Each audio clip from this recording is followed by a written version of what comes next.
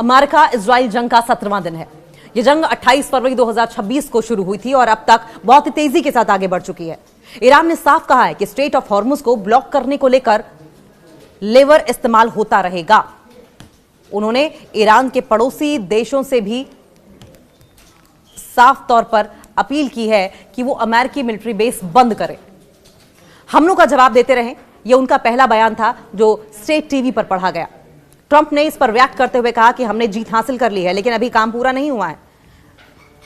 उन्होंने दुनिया के देशों ब्रिटेन, फ्रांस, चाइना, बाकी देशों से भी अपील की है कि वो वॉरशिप्स भेजकर स्ट्रेट ऑफ हॉर्मुज को सुरक्षित रखें और अमेरिका को कोऑर्डिनेट करते रहे अमेरिका के साथ। ट्रंप ने खार्ग आइलैंड, जो कि ईरान का मुख्य ऑयल एयरपोर्ट हब है, उस पर यूएस हमले का फुटेज जारी किया और कहा कि अगर ईरान शिपिंग रोकेगा तो ऑयल साइट्स पर और हमले होंगे।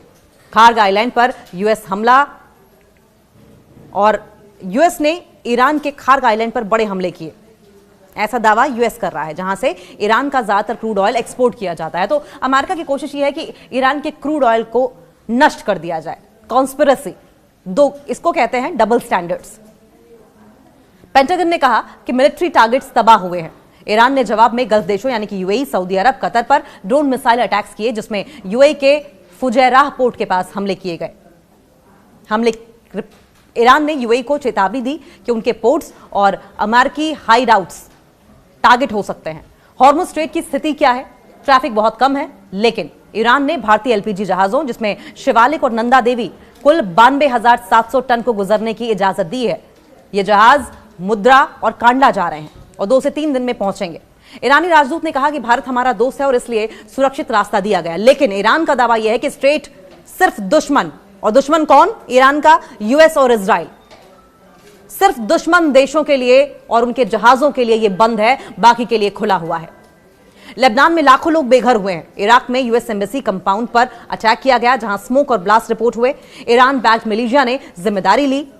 यूएस ने चेतावनी दी है कि अमेरिकी नागरिकों पर हमले होंगे। इजराइल ने लेबनान में हिजबुल्लाह पर स्ट्राइक्स भी बढ़ाए हैं, जिसमें दक्षिणी और पूर्वी इलाकों, जिसमें अल शहाबिया, तमनीन अल तहता, यहां पर दर्जनों लोग मारे गए हैं, दर्जनों मौतें हुई हैं। हेल्थ मिनिस्ट्री के मुताबिक लेबनान में कुल मौतें 500 से ज्यादा हो चुकी हैं, लाखों बेघर हो गए हैं। यूएस इजराइल हमलों में ईरान में 1444 से ज्यादा लोगों की मौत हुई है। 18,551 से ज्यादा लोग घायल बताए जा रहे हैं। मुश्तबा खामनेई की सेहत पर अफवाहें थी, लेकिन ईरानी अधिकारियों ने इनकार किया और कहा कि वो सुरक्षित हैं, स्वस्थ हैं।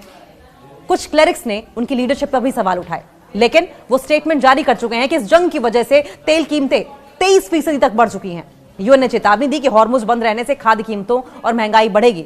भारत के लिए एलपीजी सप्लाई बहाल हो रही है, लेकिन रिस्क बरकरार है। यह जंग अभी तेज है, कोई जल्दी खत्म होने के संकेत नहीं है। ईरान ने कहा कि शर्तें नहीं मानेंगे तो लड़ाई जारी रहेगी।